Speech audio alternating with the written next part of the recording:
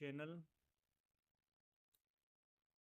आज हम daily market analysis की जो वीडियो सीरीज हमने शुरू की थी उसका ही एक पार्ट देखने जा रहे हैं। मार्केट कई दिनों से जो है वो अप साइड में ट्रेंड कर रहा था, कुछ इस तरीके से। यहाँ पुअर हाई बना करके उसने एक रेजिस्टेंस फेस किया, उसके बाद डाउन साइड का मूव देखने के लिए हमें मिला। तो जब कभी भी मार्केट इस तरीके का ओपनिंग देकर वैल्यू एरिया के बाहर निकल जाए, तो जो हमारा बी पीरियड है वो बी पीरियड भी इसके हाफ से ज़्यादा, मतलब ये समझ लीजिए इसे हाफ ही क्रॉस किया ए पीरियड को। तो इसका इसका सीधा सीधा मतलब ये है कि मार्केट जो है वो प्रीवियस डे का जो वैल्यू एरिया है उससे नीचे ही वैल्यू एरिया क्रिएट करने वाला है। मार्केट में अप साइड के लिए डायरेक्शन कन्वेक्शन खत्म हो गई है। पुअर लो ऊपर बनाया, उसके बाद वैल्यू एरिया के बीचों बीच इसने एंट्री वो अपना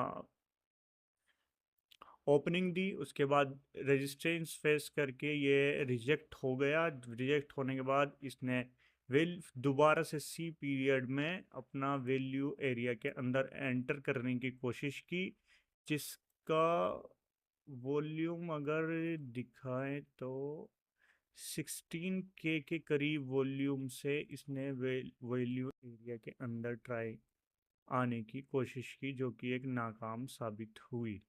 उसके बाद जो इसने अपना इनिशियल बैलेंस या आईबी का लो तोड़ने की कोशिश की अपना सी पीरियड में, और डी पीरियड में, ई पीरियड में, और एक तरीके से कह लीजिए एफ पीरियड में, जो कि यहाँ पर आकर के फेल हो गए। यानी जितने जो सेलर थे उन सबकी सेलिंग पावर ख़त्म हो गई और पुअर लो बन गया। यानी सेलर्स के पास और ज़्यादा ताकत नहीं है मार्केट को नीचे ले जाने की।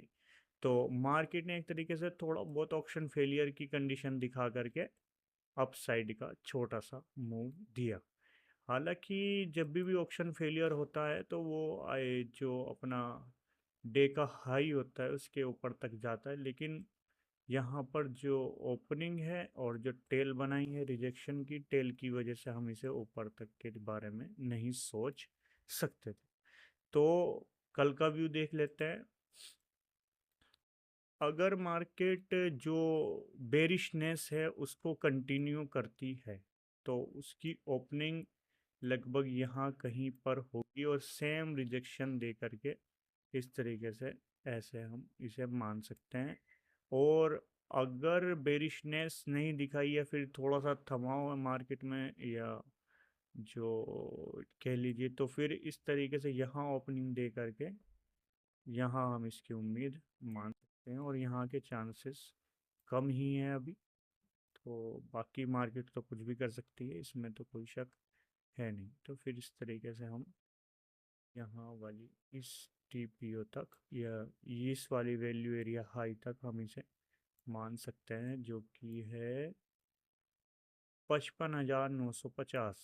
ये 55,950 तक इसे हम मान सकते हैं, और नीचे 55,563 भी एक, जो कि पुअर लो बना चुका है, यहाँ पर भी एक मेजर सपोर्ट का काम करेगा।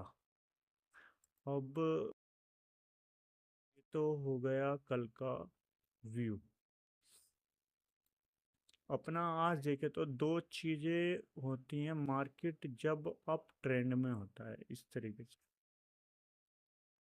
जैसे कि अभी कुछ दिनों पहले हमने देखा था। फिर यहाँ उसका कंसोलिडेशन या फिर इसके लिए रेजिस्टेंस करता है और फिर डाउन साइड के लिए ऑक्शन करनी स्टार्ट कर देता है। तो जब इस तरीके से मार्केट चलती है तो हमेशा जो अपसाइड की ट्रेड होंगी वो मोर बेनिफिशियल या मोर प्रॉफिटेबल होगी।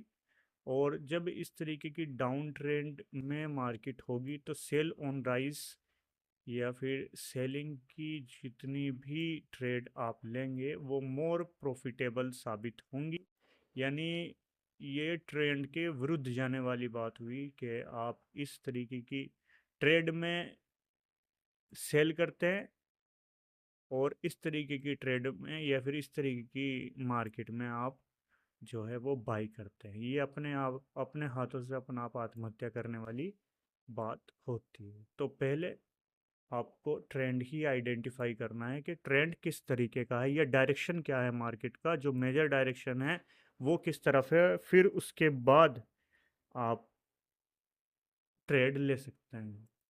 आप जो है वो यहाँ ट्रेड लेकर के और यहाँ तक का टारगेट एक बार लगा करके देखना, और यहाँ से यहाँ तक का टारगेट एक बार लगा करके देखना। डिफरेंस आपको पता चल जाएगा, ये आपको कितना रुलाएगा या ये कितनी मुश्किल से आपको पैसे बना कर देगा और ये कितनी आसानी से पैसे बनाकर देगा। तो चलिए, I think this is done.